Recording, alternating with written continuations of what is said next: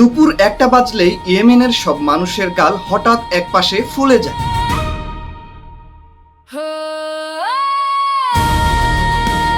দূর থেকে দেখলে মনে হয় পুরো দেশের মানুষের দাঁতের ব্যথার মহামারী লেগেছে, কিন্তু আসলে তারা সবাই চিবোচ্ছে কাত নামের এক ধরনের পাতা।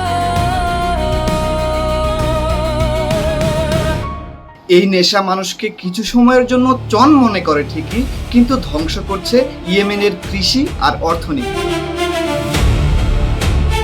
সাধারণ খাবারের চাষ বাদ দিয়ে কৃষকরা এখন শুধু এই নেশার পাতাই চাষ করছে, যা দেশের পানি সংকটকেও কয়েক গুণ বাড়িয়ে দিচ্ছে। পাপুয়া নিউগিনিতে গেলে আপনার মনে হবে পুরো শহরের রাস্তায় কেউ যেন রক্ত ছিটিয়ে রেখেছে। আসলে ওগুলো রক্ত নয়, সুপারি চিবিয়ে ফেলা থুতু বা পিক।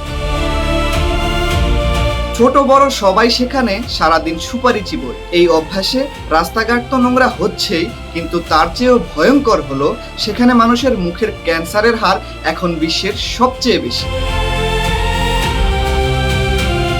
হিমালয়ের দুর্গম পাহাড়ে পাওয়া যায় এমন এক অদ্ভুত পোকা যার নাম ইয়ারসাগুম্বা। আসলে এটি একটি ছত্রাক যা জ্যান্ত শুঁয়োপোকার মাথা ফুঁড়ে বের হয়। চীনে একে বলা হয় হিমালয়ের ভাইগ্রা। এই পোকা দ্বারা তৈরি মেডিসিন পুরুষদের যৌন উত্তেজনা বাড়ায় এবং শরীরকে চনমনে করে। আন্তর্জাতিক বাজারে এর প্রতি কেজির দাম প্রায় 1 কোটি টাকা। এই টাকার লোভ মানুষকে ঘরবাড়ি, স্কুল কলেজ ছেড়ে পাহাড়ে ভিড় জমাতে বাধ্য করে, আর এই ছত্রাক দখল করা নিয়ে সেখানে প্রায়ই খুনাখুনি পর্যন্ত ঘটে। আমেরিকার ফিলাডেলফিয়া শহরের রাস্তায় গেলে আপনি শিউরে উঠবেন। সেখানে শত শত মানুষ জম্বির মতো ঘাড় বাঁকিয়ে ঘন্টার পর ঘন্টা মূর্তি হয়ে দাঁড়িয়ে থাকে। এর কারণ ট্রাঙ্ক নামের একটি ভয়ঙ্কর ড্রাগ।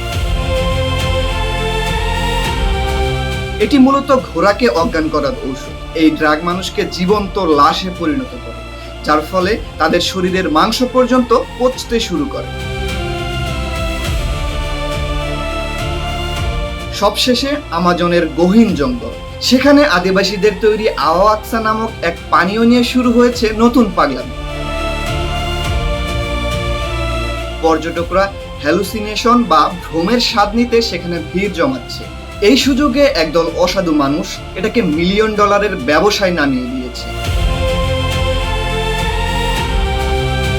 বন উজাড় করে বানানো হচ্ছে এই পানি, আর না বুঝে এটি খেয়ে অনেক পর্যটক মারাও যাচ্ছে। প্রকৃতি আর মানুষের তৈরি এই অদ্ভুত সব নেশা আমাদের সভ্যতাকে কোন দিকে নিয়ে যাচ্ছে? আপনার কি মনে হয়? কমেন্টে জানান।